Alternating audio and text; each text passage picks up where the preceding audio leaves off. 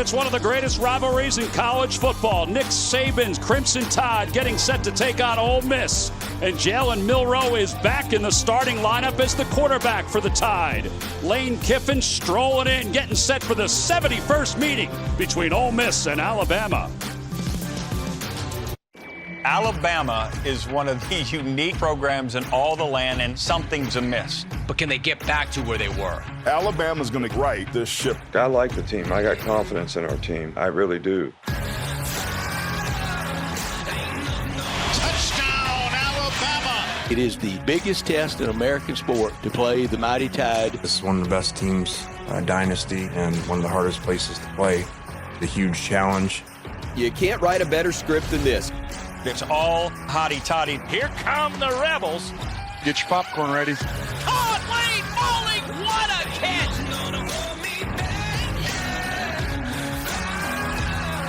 Touchdown, Alabama! Touchdown, Ole Miss! One chance to make the crowd go wild. Over 100,000 odd hat here in Tuscaloosa, getting set for Alabama and Ole Miss. It's the first day of fall, but it actually feels like summertime, except for the atmosphere. It's number 15 against number 13. The SEC on CBS is brought to you by the Home Depot.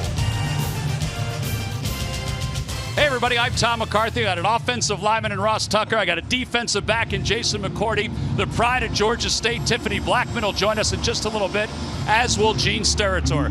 Happy to be with you from Tuscaloosa, where we've had some interesting conversations this week. And Ross, we think about Ole Miss, and we think about them knocking on the door. Well, it feels like a huge opportunity for Ole Miss and their head coach, Lane Kiffin, to knock off the Crimson Tide. Remember, Lane Kiffin, 0-4 all-time against Nick Saban. But just based on the way these teams have played coming into this game, it feels like his best chance to beat his former boss. Meanwhile, Jason, it's been an interesting couple of weeks for the Crimson Tide. It has, and everyone's talking about Ole Miss's opportunity. What a chance for Alabama. 2 lackluster weeks. You come back home, SEC opener, to go on and put on a performance. Everybody's counting Alabama out. The dynasty is over. Well, they get a chance this afternoon to show everybody they're still Alabama. Yeah, that's the big thing, is that they want to show everybody they're still Alabama. Now, we talk about it being an interesting week. They've had stability at the quarterback position for about the last 8 years. They're very unstable right now. But Jalen Milroe is going to be the starter today, Ross, so that might take a little pressure off everybody. Well, and based on watching their first 3 games, it's absolutely the right decision. Milroe's been very good throwing the ball deep. He has a really strong arm. And when he gets the ball in space, I mean, look at him. He looks like a running back out there with how big and fast he is. That's the positive. The negative has just been the turnovers. I mean, he had 2 very costly interceptions against Texas, which really hurt Alabama. They need him to prevent doing those today. Well, as you can see, here come the Crimson Tide and the Rebels of Ole Miss.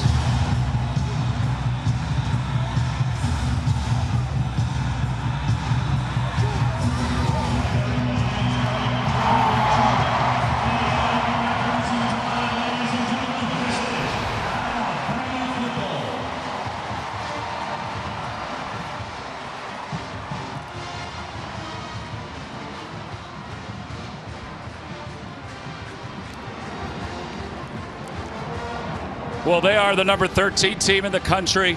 You know, Nick Saban has talked a lot about his quarterback this week, but, Jason, he's also talked about his backfield. It's a really good backfield. It is, and Roydell Williams had one heck of a finish to the game last week. Over 100 yards in the second half against USF, and it came a lot of it on that last drive of the game. He said, hey, a dog, go out there and be one, and he was that. Do what you do. That's what Roydell Williams did. And you mentioned the backfield as a whole. Jace McClellan, the other guy, his friend, those guys have a great relationship, and they get it done. Yeah, they say that's the best room in Alabama is the running back room. All right, for Ole Miss, it's been a pretty cool year for them offensively. Their numbers are through the roof offensively. In fact, they're averaging 53 points per game. That's not just it. They're also averaging over 8 yards per play. Passing yards, 349.7, and total yards, nearly 530. And Jason, it begins with their quarterback, Jackson Dart. Yes, and offensive coordinator Charlie Weiss Jr. said, this is what you want your quarterback to be. First guy in the building, last one to leave. He is a leader. He loves getting to know his teammates and be around them. We know his strong arm. He can throw the ball all over the field, but he can run it too. And he says, hey, mom is telling me to slide. Dad raised me to be a football player, not just a quarterback. And he has some swag too. Well, he can run the ball, but they also have a guy in the backfield in Quinshon Judkins who can run the ball too. Well, all he did last year was have the best freshman season in the SEC since Herschel Walker. I mean, you ever heard of him? Now, he's been a little bit banged up so far this year, but he told us this week he is fully healthy, ready to go against his home state team. He's from Alabama. Well, we mentioned the coaches are always part of the storyline, and for more on that, here's Tiffany Blackman. Tom, Coach Lane Kiffin kicked off this game week against the Crimson Tide by publicly questioning whether or not coordinator Kevin Steele was still calling plays for this Alabama defense after their loss to Texas.